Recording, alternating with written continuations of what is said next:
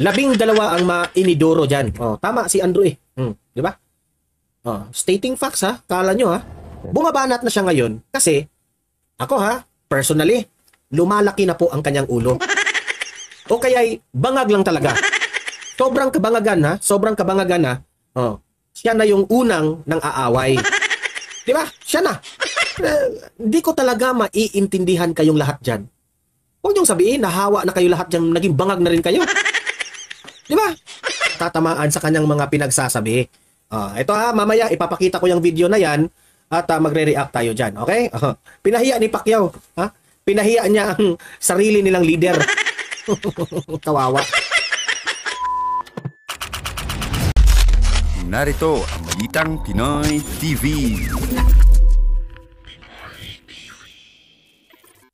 Okay. And we are live ngayon sa ating YouTube channel. At ito, pag-usapan natin itong itong pasaring ni Presidente Bongbong Marcos sa nangyari na proclamation rally nila. Ipinagtanggol nito nila Soto, nila Pacquiao, ipinagtanggol nila. Kasi hindi raw negative campaigning ayon sa admin senatorial bets. Okay? So, alam naman natin, unang bumirit, unang bumanat itong si Bongbong Marcos dito sa PDP laban. Nagpasaring po si Bongbong Marcos. Ngayon, nung tinanong na ng media na yung ginawa ni Bongbong Marcos, ipinagtanggol ni Soto at itong ni Manny Pacquiao na hindi raw yun negative campaigning. Obvious na negative campaigning yun, di ba? So yun ang una nating pag-uusapan kasi nag-trending yun. No, yung mga banat ni Bongbong Marcos na parang bumibili lang ng suka tapos naka-receive na ng COC. Di ba? Anong tawag mo doon? Negative talaga. That's negative campaigning. Okay?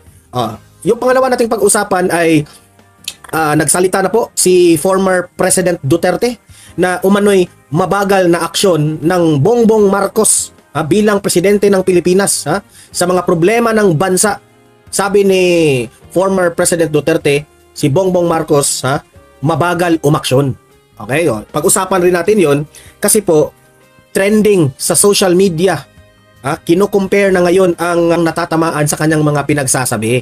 Ito mamaya ipapakita ko yung video na yan at magre-react tayo dyan. Okay? Pinahiya ni Pacquiao. Pinahiya niya ang sarili nilang leader. Kawawa. Okay, pero bagong lahat, bago natin ito pag-uusapan, help me po na i-like muna at i-share itong video na ito para guys kakalat ito sa taong bayan. Okay, sabay-sabay nating i-like muna at i-share itong video natin, Facebook at YouTube. 1, 2, 3, go! Okay, like and share para maraming makalam.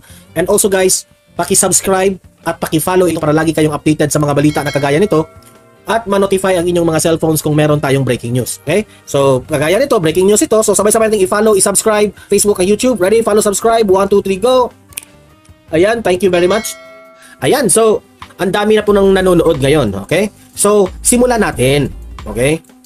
Pag-usapan natin itong una, itong banat ni Bongbong Marcos, yung suka-suka issue na yan, siya ang unang bumanat dito sa PDP. Si Bongbong Marcos po, hindi po niya ugali yan na kapag binabanatan siya, babanat rin siya. Hindi niya ugali yan. Kung matatandaan nyo, nung panahon ng 2022 campaign, noong kaalyado pa niya si VP Sara, binabanatan si Bongbong Marcos ng mga kakamping. Binabanatan yan ni Leni Robredo. Binabanatan yan ni Manny Pacquiao. Binabanatan yan ni Isko Moreno. Binabanatan yan ni former President Duterte. Pero hindi ka makarinig ni Bongbong Marcos na siya po ay mag-revenge o babanat rin siya sa kanyang mga kalaban. Hindi mo yan Pero ngayon, siya na ang unang bumanat. Di ba? I-analyze natin yan. Bakit bumabanat na siya ngayon? Bumabanat na siya ngayon kasi ako personally, lumalaki na po ang kanyang ulo. O kaya'y bangag lang talaga. Sobrang kabangagan sobrang kabangagan siya na yung unang nang aaway. Di ba? Siya na. Kasi kung i-analyze mo ang itong senatorial slate, itong administrasyon na proclamation rally, sila yung unang nag-proclamation rally, then pagkatapos itong PDP. Nung nag-speech na itong si Bongbong Marcos, ang dami niyang mga salita na sinasaktan niya ang mga kalaban. Okay? So, syempre, eh,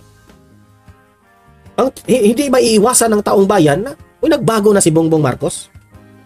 Ngayon, tinanong ang itong mga senador, sina Soto, sina Manny Pacquiao, ipinagtanggol si Bongbong Marcos.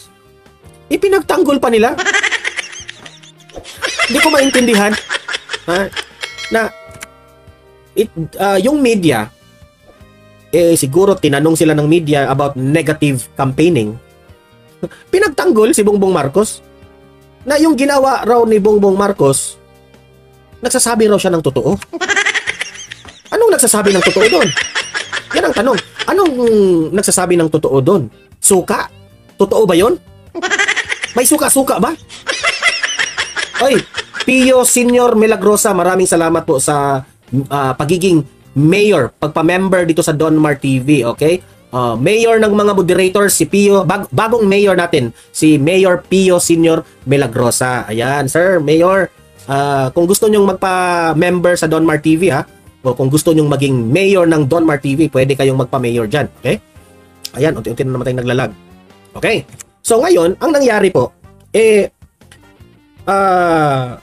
ayon kay Pacquiao, ayon kay Soto, hindi raw yun negative campaigning yung ginawa ni Bongbong Marcos. Hello? Anong hindi? Hindi nyo na mabobola ang taong bayan. Okay? Hindi nyo na mabobola. Eto, panoorin natin kung ano yung sinabi nila. Pagkatapos ng kick-off proclamation rally sa Lawag, sunod na tumuho ang alyansa para sa Bagong Pilipinas sa Iloilo City para suyuin ang mga Ilonggo. Sa isang press conference, naluhan ng 8 senatorial bets, ipinagtanggol nila ang mga pambabanat ni Pangulong Bongbong Marcos Jr. sa oposisyon. Anila, hindi rin umano ito negative campaigning. Hindi raw yun negative campaigning. Alam nyo, Senator Soto, ito, dating Senador Soto, dating Senador Manny Pacquiao, hindi nyo na pwedeng bulahin ang taong bayan. Harap-harapan po. Very obvious yung ginawa ni Bongbong Marcos. Very obvious yung ginawa niya. Di ba?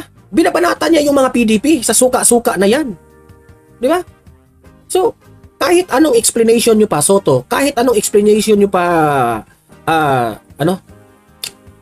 Manny Pacquiao, mas lalong lalala ang, pangalan ni Bongbong Marcos dyan. Oy, these nuts, long time no see ha, these nuts, si Manong Ted na lang ang mga maasasahan sa mainstream. The rest, hopeless na.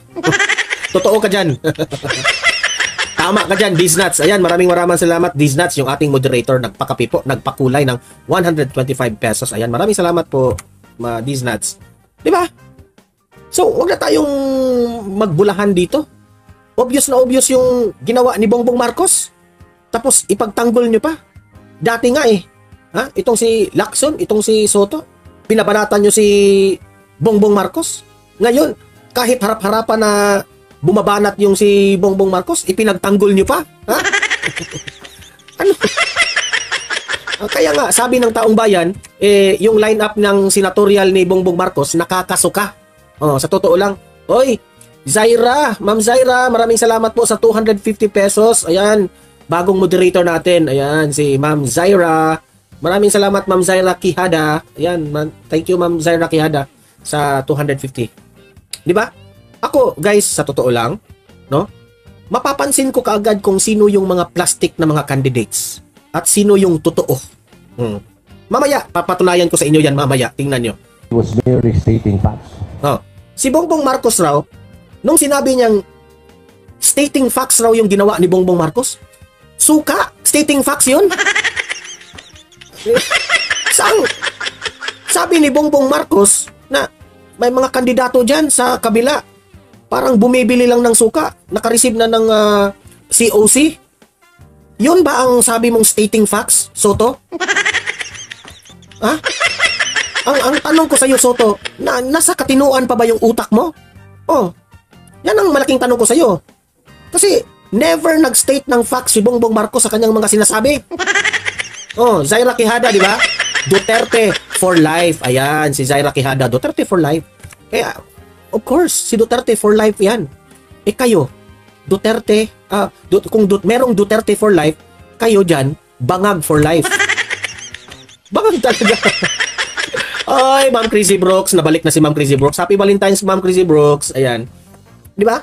Oh, wag mong sabihin nag-state siya ng facts ha, kasi sablay po ang mga banat ni Bongbong Marcos. Oh, sige, aaminin namin 'yan. Ang PDP laban, Team Suka. Pero kayong mga administrasyon, team Isinuka. Di ba? Team Isinuka. Meron tayong Team Suka at Team Isinuka. Team Isinuka. Wala na talaga. Matatalo na talaga kayo. May tama yung sinabi ni Andrew bagong Pilipinas. Sabi dito, 12. Banyo Queen, 12.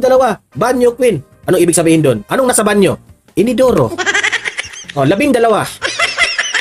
12 ang inidoro dyan. Tama si Andrew di ba? Stating facts ha. Kala nyo ha. And that is as far as his perspective is concerned. So it will be more on performance-based. Isa pa tong si Tulfo. Performance-based raw. Bakit? Maganda ba ang performance ni Bongbong Marcos? Sa tingin mo maganda? Diba? Sabi ko nga itong mga line-up na senatorial ni Bongbong Marcos, lahat kayo, si Soto, okay yun si Soto, para na, pero nawala ako ng gana dito kay Soto Pero itong si Erwin Tulfo, my God. Huwag kayong bumoto dito kay Erwin Tulfo. Sa totoo lang. Uy, Diznats. Ayan, sabi ni Diznats. Maraming salamat sa 125. KOJC. Walang Jaril. 5,500 flood control. Stating facts. Kaya nga Tama ka dyan, Diznats. May stating facts ba?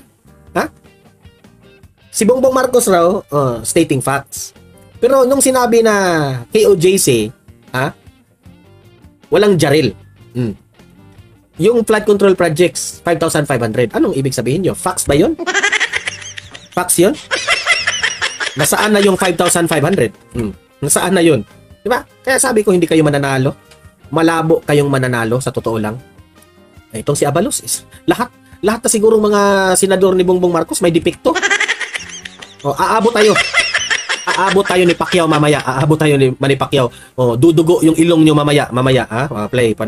Patuloy. Yun po ang usapan po namin. Hindi po namin atakihin yung kabila. Sabi nga natin. Hindi nyo, sabi ni Erwin Tulfo nagkasundo raw sila na hindi aatakihin yung kabila, meaning yung PDP. Ano yung ginawa ni Bongbong Marcos na suka-suka? Ano yun, Erwin Tulfo? Hindi ko talaga maiintindihan kayong lahat dyan. Huwag niyong sabihin, nahawa na kayo lahat dyan, naging bangag na rin kayo. Di ba? Grabe ka naman, Erwin Tulfo. Grabe ka naman. Nagkasundo raw sila na hindi nila aatakihin yung kabila, meaning yung PDP. So ano yung ginawa ni Bongbong Marcos? Erwin Tulfo, magbulag-bulagan na lang tayo dito? Magbulag-bulagan na lang tayo? We don't like that negative publicity. Sabihin mo yan kay Bongbong Marcos. We don't want that. We don't like that negative campaigning. Yung ginawa ni Bongbong Marcos, negative yun Sabihin mo yan sa harap ng ngiwi na mukha niya. Sabihin mo yan sa kanya. Ay nako, isa pa tong si Manny Pacquiao. Yung mga kandidato na mahilig mang-away o yung kandidatong manghilig mang-away, meaning si Bongbong Marcos. Siya yung una natamaan na si Bongbong. Tatakbo, mahilig mang-atake. Siguro hindi siya tumatakbo para sa bayan. Bongbong Marcos, hindi ka raw tumatakbo para sa bayan, sabi ni Manny Pacquiao. Yan ang nagsabi niyan Ito na nga mga kabalita. Ano na ang masasabi nyo patungkol sa balitang ito? Please comment down below mga kabalita. Pag-usapan natin yan sa comment section. At kung di ka pa nakasubscribe sa ating channel, baka naman